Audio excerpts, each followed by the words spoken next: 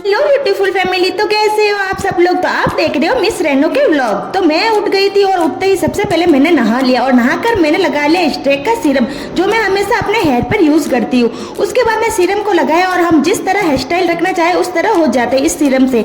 उसके बाद में मैंने को फिलहाल बालों को ऐसे ही छोड़ दिया क्योंकि गीले थे तो मैंने बाल बनाए नहीं थे।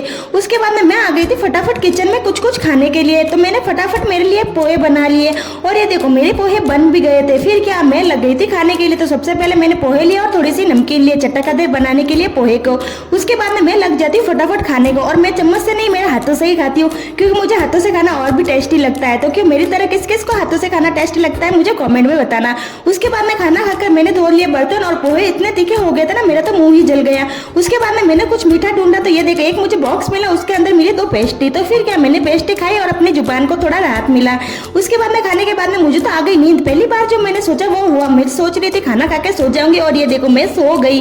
उसके बाद में मैं जब उठी ना तो हो गई था अंधेरा और अंधेरे के साथ ये देखो रात भी हो गई और ये देखो बारिश भी आना स्टार्ट हो गई थी। और अब जब तक मैं उठी ना तो इंद्र ने बोला कि बेटा अभी तो वापस सो जा। मैं तो बरसना बंद हो गया हूँ। तो फिर क्या, मैं किचन में आई और इस सदमे से बाहर आई, मतलब कि नींद से बाहर आई और मैंने वो काम किया जो मैं नहीं चाहती थी। और वो काम हर औरत सुबह से शाम तक करती है, वो किया खाना बनाना। और इतनी गर्मी में अभी कौन खाना बनाए, और नहीं बनाएंगे तो फिर खाएंगे क्या। तो इसी सोच के मैं वापस से बनाने लग जाती हूँ खाना।